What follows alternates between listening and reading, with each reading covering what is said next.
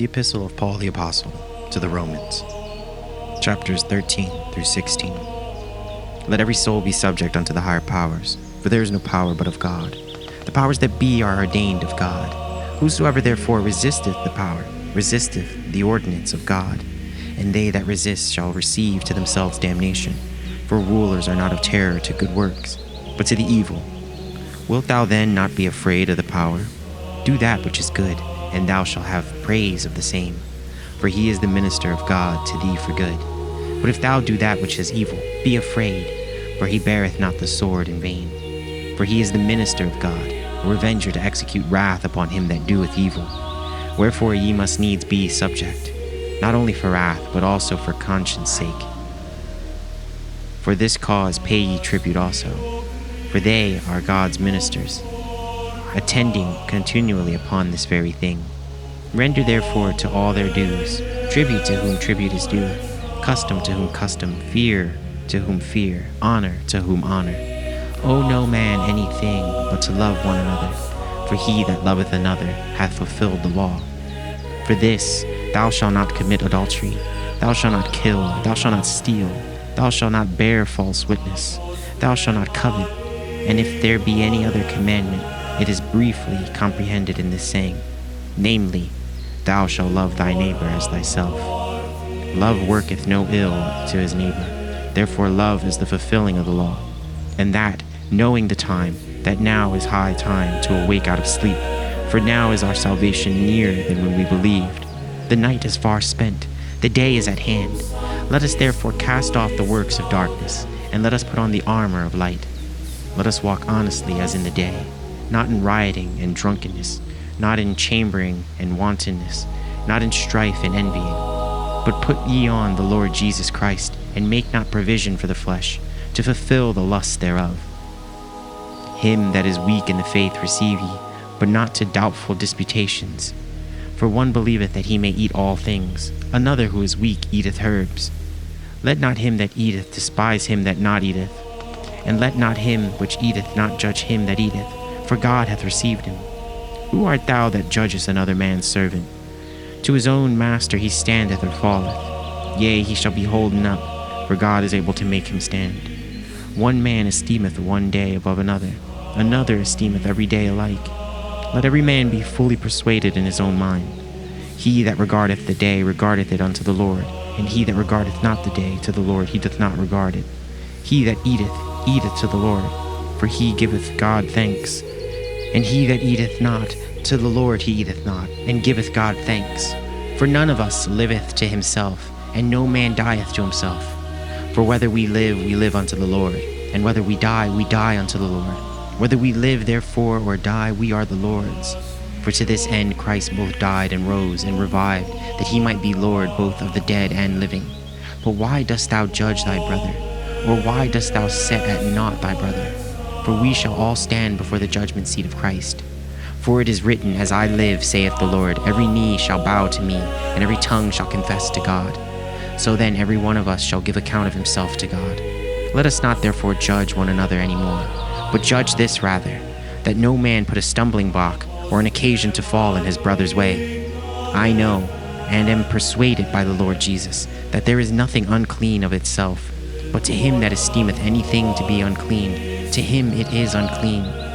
But if thy brother be grieved with thy meat, now walkest thou not charitably.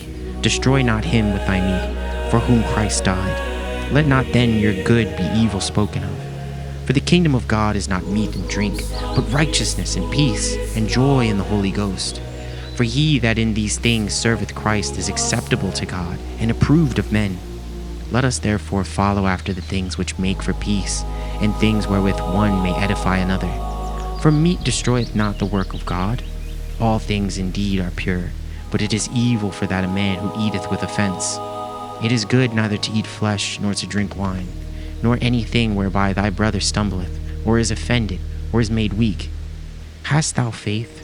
Have it to thyself before God. Happy is he that condemneth not himself in that thing which he alloweth. And he that doubteth is damned if he eat, because he eateth not of faith. For whatsoever is not of faith is sin. We then that are strong ought to bear the infirmities of the weak, and not to please ourselves. Let every one of us please his neighbor for his good to edification. For even Christ pleased not himself, but as it is written, the reproaches of them that are reproached thee fell on me. For whatsoever things were written aforetime were written for our learning, that we through patience and comfort of the Scriptures might have hope. Now the God of patience and consolation grant you to be like-minded one toward another according to Christ Jesus, that ye may with one mind and one mouth glorify God, even the Father of our Lord Jesus Christ. Wherefore receive ye one another, as Christ also received us to the glory of God. Now I say that Jesus Christ was a minister of the circumcision for the truth of God, to confirm the promises made unto the fathers, and that the Gentiles might glorify God for his mercy, as it is written, For this cause I will confess to thee among the Gentiles, and sing unto thy name. And again he saith, Rejoice, ye Gentiles, with his people. And again praise the Lord, all ye Gentiles, and laud him, all ye people. And again he saith, There shall be a root of Jesse, and he that shall rise to reign over the Gentiles, in him shall the Gentiles trust. Now the God of hope fill you with all joy and peace in believing, that ye may abound in hope through the power of the Holy Ghost. And I myself am persuaded of you, my brethren, that ye also are full of goodness, filled with all knowledge, able also to admonish one another. Nevertheless, brethren, I have written the more boldly unto you in some sort, as putting you in mind, because of the grace that is given to me of God, that I should be the minister of Jesus Christ to the Gentiles, ministering the gospel of God, that the offering up of the Gentiles might be acceptable, being sanctified by the Holy Ghost. I have therefore, whereof I may glory through Jesus Christ in those things which pertain to God. For I will not dare to speak of any of those things which Christ hath not wrought by me, to make the Gentiles obedient by word and deed, through mighty signs and wonders, by the power of the Spirit of God, so that from Jerusalem and round about unto Illyricum I have fully preached the gospel of Christ. Yea, so have I strived to preach the gospel, not where Christ was named, lest I should build upon another man's foundation. But as it is written, To whom he was not spoken of, they shall see, and they that have not heard shall understand. For which cause also I have been much hindered from coming to you. But now, having no more place in these parts, and having a great desire these many years to come unto you, whensoever I take my journey into Spain, I will come to you, for I trust to see you in my journey, and to be brought on my way thitherward by you, if first I be somewhat filled with your company. But now I go unto Jerusalem to minister unto the saints, for it hath pleased them of Macedonia and Achaia to make a certain contribution for the poor saints which are at Jerusalem. It hath pleased them verily, and their debtors they are. For if the Gentiles have been made partakers of their spiritual things, their duty is also to minister unto them in carnal things. When therefore I have performed this, and have sealed to them this fruit, I will come by you into Spain. And I am sure that, when I come unto you, I shall come in the fullness of the blessing of the gospel of Christ.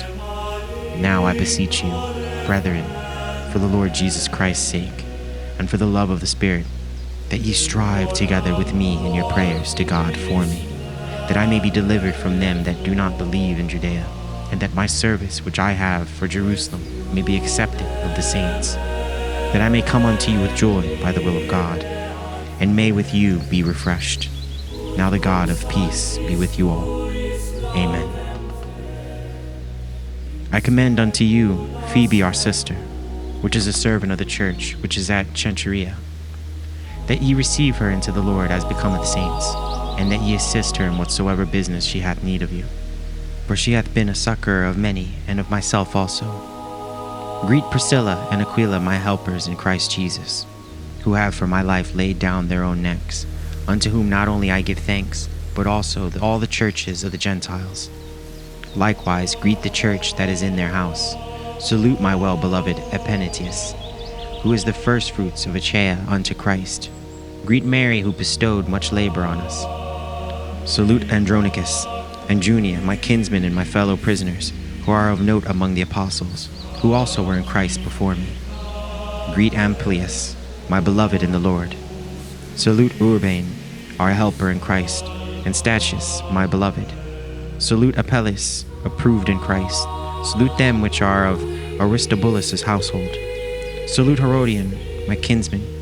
Greet them that be of the household of Narcissus, which are in the Lord. Salute Tryphena and Tryphosa, who labor in the Lord. Salute the beloved Persis, which has labored much in the Lord. Salute Rufus, chosen in the Lord, and his mother and mine. Salute Asyncritus, Phlegon, Hermas, Patrobus, Hermes, and the brethren which are with them. Salute Philologus, and Julia, Nereus, and his sister, and Olympus, and all the saints which are with them. Salute one another with a holy kiss. The churches of Christ salute you. Now I beseech you, brethren, mark them which cause divisions and offenses contrary to the doctrine which ye have learned, and avoid them. For they that are such serve not our Lord Jesus Christ, with their own belly, and by good words and fair speeches deceive the hearts of the simple. For your obedience is come abroad unto all men. I am glad therefore on your behalf. But yet I would have you wise unto that which is good, and simple concerning evil. And the God of peace shall bruise Satan under your feet shortly. The grace of our Lord Jesus Christ be with you. Amen. Timotheus, my workfellow, and Lucius, and Jason, and Sosipater, my kinsman, salute you. I, Tertius, who wrote this epistle, salute you in the Lord. Gaius, mine host, and of the whole church, saluteth you. Orestes, the chamberlain of the city, saluteth you, and Quartus, a brother. The grace of our Lord Jesus Christ be with you all. Amen. Now to him that is of power to establish you according to my gospel, and the preaching of Jesus Christ, according to the revelation of the mystery, which was kept secret since the world began, but now is made manifest by the scriptures of the prophets, according to the commandment of the everlasting God, made known to all nations for the obedience of faith. To God only wise be glory through Jesus Christ forever. Amen.